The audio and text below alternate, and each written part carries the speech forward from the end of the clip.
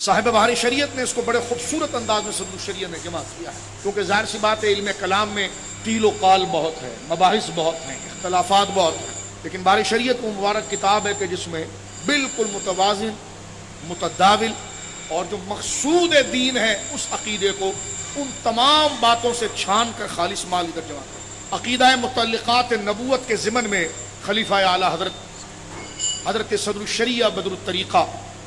مولانا امجد علی قادری نور اللہ ضریحہ صاحب باری شریعت ارشاد فرماتے ہیں عقیدہ نبوت، فرماتے ہیں مسلمانوں کے لیے جس طرح ذات و صفات اللہ کا جاننا ضروری ہے، بحث گزر چکی ہے کہ کسی طرح کا انکار یا محال کا اس بات اسے کافر نہ کر دے، اسی طرح یہ جاننا ضروری ہے کہ نبی کے لیے کیا چیز جائز ہے، نبی کے لیے کیا جائز ہے اور کیا واجب ہے اور کیا محال اور امپاسبل ہے، کہ واجب کا انکار اور محال کا اقرار موجب کفر، یعنی جس چیز کو ماننا تھا اس کا انکار کر دے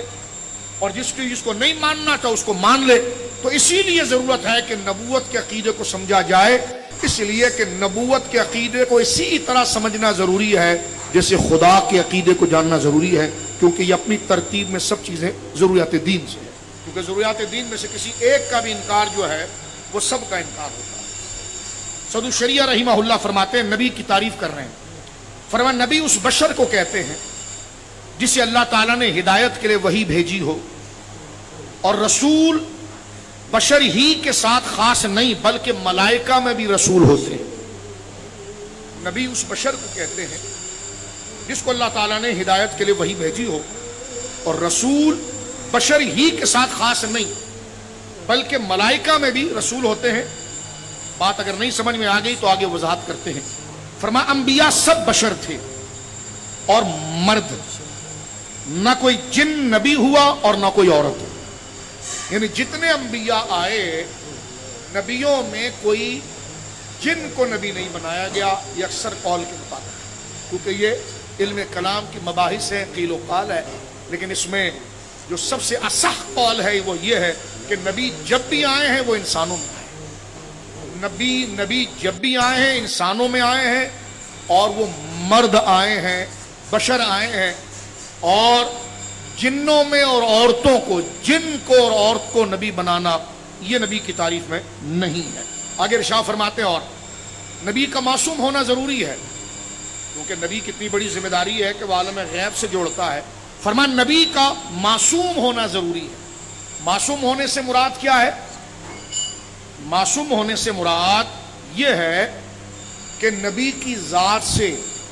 رب کی نافرمانی، یعنی گناہ کبیرہ، گناہ صغیرہ اور ایسی حرکتیں جو مروت کے خلاف ہیں، یہ اعلان نبوت سے پہلے بھی اور اعلان نبوت کے بعد بھی نبی اس سے معصوم ہوتا ہے، یعنی اس سے محفوظ ہوتا ہے، نبی سے ان چیزوں کا صدور عمدن نہیں ہوتا، نہ کبیرہ گناہ، نہ صغیرہ گناہ، نہ ایسے امور، ایسی باتیں جیسے بازار میں کھڑے ہو کے کھانا، زور زور سے باتیں کرنا، چیخ و پکار کرنا، یہ مروت کے خلاف، یہ اخلاق کے خلاف۔ نبی کیونکہ رب کا نمائندہ ہوتا ہے، ان پر ذمہ داری یہ ہے کہ وہ ایک بنیادی مقصد سے، کیونکہ اس کے اوپر تو کوئی منصب نہیں، وہاں تو دائرہ انسانیت ختم ہو جاتا ہے، پھر تو خدا کی ذات ہے